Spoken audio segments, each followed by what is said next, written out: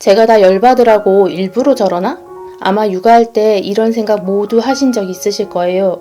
표면 장력 실험하듯 끝없이 컵에 주스를 따르는 아이를 보았을 때, 엄마는 화가 나서 소리 지르고 있는데 멍 때리거나 웃는 애를 보았을 때, 분명 5분이면 끝낼 수 있을 일 같은데 30분 넘게 숙제를 시작도 안 할 때, 이건 정상 발달 아이를 키울 때도 발달장애 아이를 키울 때도 마찬가지입니다. 거기에 ADHD를 지닌 아이를 키운다면 아이는 의도치 않았지만 나는 아이가 답답해 속이 터집니다. 그래서 오늘은 자폐 스펙트럼 증상도 있는데 ADHD도 있는 아이를 도와주면서 엄마의 멘탈도 지킬 수 있는 방법에 대해 이야기해 보려고 합니다. 지난 영상에서 의지박약을 움직이게 해준 여러분의 구독과 좋아요에 감사드렸는데요. 댓글까지 달아주셔서 더 감동이었습니다. 혹시라도 궁금하신 사항을 댓글에 달아주시면 열심히 공부해 보겠습니다. 여러분이 눌러주신 구독과 좋아요에 오늘도 미리 감사드려요. 서울 아산병원의 홈페이지에 따르면 현재 초등학생 100명 중 무려 13명이 ADHD라고 하는데요. 여러분도 산만한 ADHD 혹은 조용하지만 집중력이 약한 ADD 이런 용어들은 많이 들어보셨을 거예요. 저도 주변에 ADHD라는 아이들을 많이 보았고요. 잘 보시면 ADHD 아이들도 개별적인 증상은 아이들마다 차이가 많이 보이더라고요. 어떤 아이는 지나치게 활달하고 어떤 아이는 지나치게 조용합니다. 어떤 아이는 공격성이 있고 어떤 아이는 공격성이 없습니다. 또 학급 내에선 주의 집중력이 부족해도 1대1로 수업하는 상황에선 집중을 잘할 수도 있다고 합니다. 그래서 행운이도 인지치료 언어치료 선생님께서 ADHD는 아닌 것 같다고 하셨던 것 같아요. 개인 수업은 대부분 착석해서 40분 내내 잘 했으니까요. 그래서 저도 ADHD인 것 같은데 ADHD가 맞는 건가 하며 헷갈린다고 말씀드렸었고요. 이런 다양한 증상에도 불구하고 ADHD로 진단받기 위한 공통적인 특징이 있습니다. 바로 주의 집중력이 부족하다는 점인데요. 주의 집중력이 부족하다 보니 해야 하는 일에 대한 실행 능력이 떨어지고 어려워합니다. 이런 면에서 ADHD를 지닌 아이를 키울 때 양육자가 걱정되고 답답한 부분은 크게 두 부분인 것 같아요. 치카 한번 시키려면 기본 10번은 말해야 듣는 아이, 숙제 한번 시키려면 참고 참다 소리 질러야만, 혹은 소리 질러도 시작하지 않는 아이. ADHD 하면 떠올리기 쉬운 모습인데요. 즉, 첫 번째는 생활 루틴, 두 번째는 학습 루틴 부분입니다. 오늘은 생활 루틴에 대해서 이야기해 볼 건데요. 장애아와 비장애아를 함께 육아하는 엄마 입장에서 아이가 ADHD가 아니더라도 초등아이에게 엄마가 해줄 수 있는 가장 귀한 자산은 좋은 습관이라는 것이 개인적인 생각입니다. 행운이 덕분에 아이들이 어렸을 때부터 육아의 목표는 자립이라고 설정했기 때문인 것 같아요. 참고로 전 진아영 교수님의 본질 육아를 좋아합니다. ADHD 분야의 전문가이신 소아정신과 신윤미 선생님께서도 초등 저학년일수록 공부보다 생활 루틴이 중요하다고 말씀하시더라고요. 다행히 행운이는 ADHD도 지니고 있지만 자폐 스펙트럼 장애도 지니고 있기에 루틴을 잘 받아들이는 편입니다. 그럼에도 불구하고 앞의 예시처럼 치카를 하자거나 정리하자 등의 말은 귓등으로 듣습니다. 여전히 호명 반응이 100% 되는 건 아니기도 하고요. ADHD 아이들은 대체적으로 주의력이 낮고 반복되는 행동을 지루해 한다고 하는데요. 그런데 왜 생활 루틴을 강조하는 걸까요?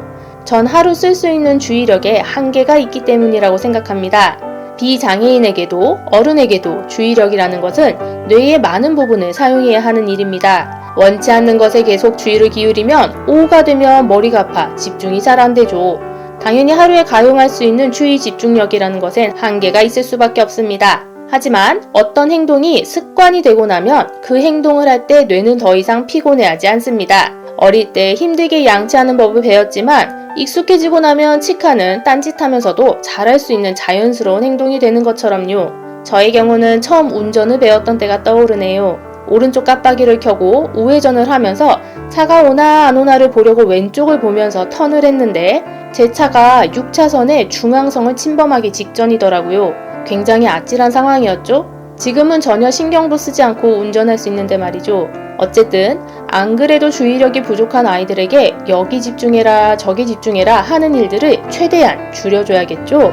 그게 바로 일상생활에서 꼭 해야 하는 반복적인 일들을 습관으로 만드는 것이라고 생각합니다. 첫 번째는 타이머를 통한 일정 관리입니다. 일정 관리를 위해 시계 모양을 그린 일정표를 적고 할 일을 알려줘도 봤는데요. 그거 보고 알아서 하면 그 아이는 ADHD가 아닙니다.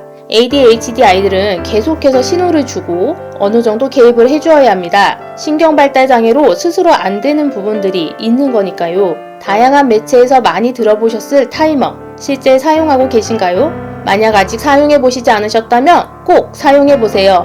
그 효과가 기대보다 어마어마하게 좋습니다. 실제 저희 아이들은 아침마다 유튜브를 보면서 밥을 먹는데요. 제가 아침 먹는데 유튜브를 틀어주는 이유는 따로 있으나 이건 다음 기회에 언급하겠습니다. 어쨌든 유튜브를 보여주기 전에 여유 시간을 체크하고 볼 수 있는 시간을 알려주며 타이머를 설정합니다. 오늘은 늦게 일어나서 10분만 볼 수 있어. 이런 식으로요. 10분 후 타이머가 울리면 소리를 아이들도 들은 상태이기 때문에 꺼! 라는 제 말에 매우 잘 순응합니다. 타이머를 사용하기 전에는 끄라고 하면 행운이가 아니야! 안 끌 거야! 하고 박박 우겼습니다. 하지만 타이머를 사용한 이후에는 꺼! 라는 제 말에 행운이도 바로 끕니다. 물론 아이들과 미리 약속이 되어 있어야 합니다. 아침엔 타이머로 정해진 시간만큼만 유튜브를 보는 게 우리 집 규칙이라고요. 그때 끄지 않으면 학교에 지각할 수 있고 그럼 엄마는 다음날 아침에 유튜브를 못 보게 해야 한다고 말했습니다. 만약 아이가 초등학교 저학년이 아니라 3학년 이상이라면 본인이 하는 일이 얼마나 걸리는지를 체크할 때도 타이머를 활용할 수 있습니다.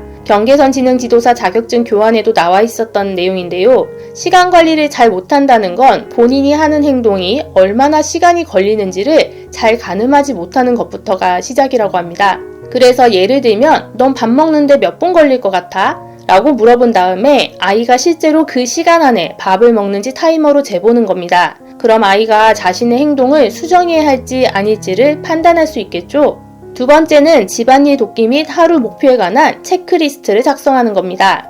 조금 다른 이야기 같지만 제가 시간 관리에 관련된 책들을 꽤 읽었는데요. 그중 일 잘하는 사람의 시간은 다르게 흘러간다는 책에서 머리에 남는 구절이 있습니다. 머리로 생각할 시간을 주면 안 된다는 건데요. 대부분의 사람들이 시간 관리를 못하는 이유는 자신이 바로 다음에 무엇을 해야 할지 고민하기 때문이라고 합니다. 고민할 시간이 없이 해야 할 일을 끝내야 하는데 고민을 하면서 시간을 보낸다는 거죠. 전 아이들을 보면서 비슷한 생각을 했습니다. 아이들에게 할 일이 뭐지? 라고 묻는 건 무의미합니다. 어른도 헷갈리는데 아이들은 당연히 그것을 다 기억하지 못합니다. 특히 대부분의 ADHD 아이들에겐 지금과 지금이 아닌 행동만 존재한다고 합니다. 그래서 엄마가 1분 전에 말한 건 아주 쿨하게 기억이 안 날 수도 있는 거죠. 아이가 지금 해야 하는 행동을 항상 바로 알려주는 것, 그게 바로 체크리스트입니다. 해야 했어야 하는 일들을 일일이 나열해주는 건 입만 아픕니다. 그냥 체크리스트를 확인하자고 하면 되죠. 그리고 아이가 본인이 해야 하는 일을 잊어버렸을 때 체크리스트만 확인하면 되니 오히려 기억할 게 적어집니다.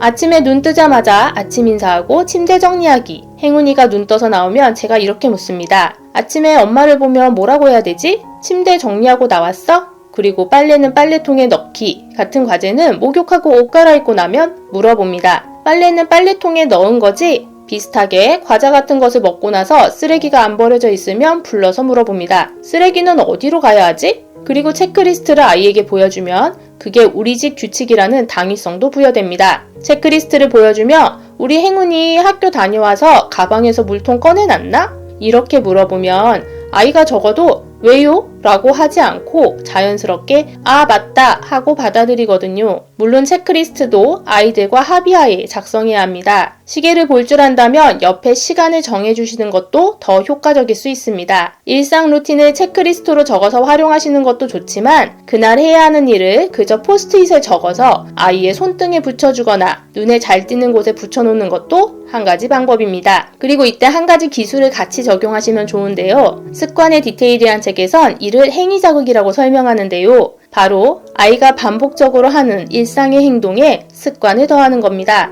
예를 들면 아이가 학교 다녀와서 가방을 내려놓겠죠? 그럼 거기에 가방을 내려놓고 물통을 꺼낸다 라고 습관을 더해주는 거예요. 타이머가 울리면 하던 행동을 멈춘다. 치카를 하고 나서 책 한 권을 함께 본다. 이런 식으로요. 자폐 스펙트럼과 함께 ADHD를 지닌 아이를 도와줄 수 있는 세 번째 방법, 바로 양육자의 개입입니다.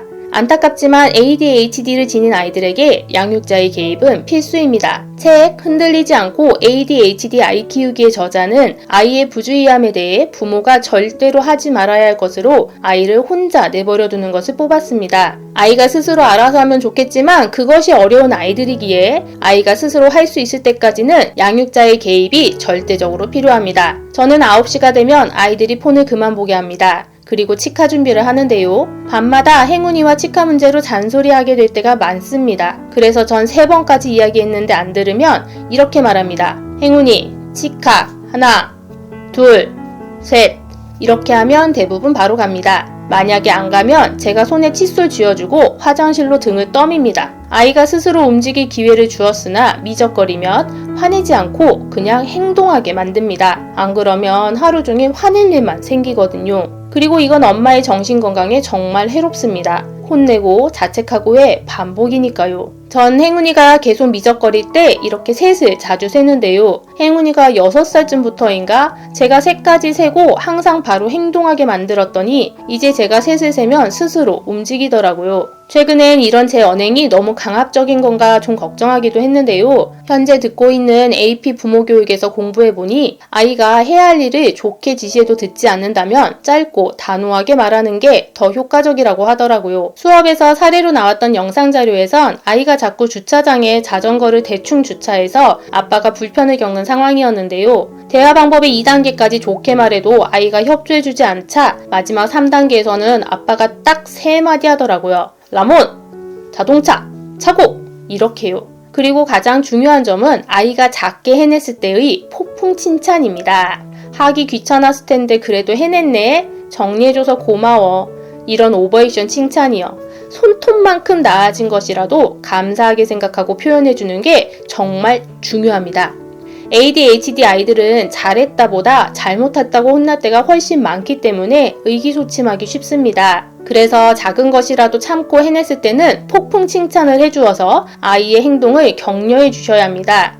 뭘 그 정도 가지고가 아니라 아이들이 정말 하기 힘든 거 참고 해내고 있는 거라는 걸 꼭 인정해 주셔야 해요. 스탠퍼드 대학교 행동설계연구소장인 BJ 포그는 습관을 만드는 건 반복이 아니라 감정이라고 이야기합니다. 습관을 행했을 때 기분 좋은 경험을 해야 그것이 습관으로 자리 잡을 수 있다는 의미인데요. 특히나 ADHD 아이들은 도파민 분비 이상 있는 경우가 있어 지루함을 쉽게 느끼고 재미있는 것을 추구하는 경향이 있는데요. 아이의 긍정적인 행동 직후 바로 보상을 해주어야 도파민이 분비되어 습관 형성에 도움을 준다고 합니다. 칭찬과 격려의 말이 오글거리신다고요? 그럼 연습하셔야 합니다. 저도 계속 연습 중입니다. 마지막으로 사람들이 습관 형성 시기에 대해 오해하는 부분이 있습니다. 누군가는 66일, 90일, 100일이라고 말하는데요. BJ 포고의 말에 따르면 습관이 형성되는 시기는 개인마다 모두 다르다고 합니다. 식물이 저마다 자라는 방식이 다르듯이 습관도 개인마다 다를 수밖에 없다고 하네요. 그러니 우리는 인내심을 갖고 어제보다 1초 더 집중하는 아이를 칭찬해주는 방법 외엔 없을 듯 합니다. 저도 몇 달을 진행한 건지는 모르겠지만 어느새 아이들에게 루틴으로 잡히는 부분들이 보이더라고요. 오늘 AP 부모교육 나우 과정을 마지막으로 수료했는데요. 선생님께서 마지막에 이런 말씀을 하시더라고요. 아이는 키우기 위해 낳은 게 아니다. 사랑하기 위해 낳은 거다. 그리고 여기에서 사랑이란 아이가 원하는 방향의 사랑이다. 타인과의 비교가 유독 심한 우리나라에선 옆집 아이를 보지 않으려 해도 학교에 다니면 보일 수밖에 없는데요. 그러다 보니 어느 순간 사랑이 아니라 잘 키우려고 노력하게 되는 것 같아요. 하지만 남이 잘 키웠다고 보는 노력이 아니라 그저 아직은 조금 어려움이 많은 아이가 성인 되어 자립하길 바라며 도와주는 건 우리의 사랑이죠. 오늘도 사랑을 표현하고 계신 여러분 수고 많으셨어요. 우리 아이들이 양육자의 사랑을 잘 느낄 수 있게 아이들만 격려해 주시지 말고 스스로도 격려해 주는 하루 되세요. 오늘도 잘하셨어요.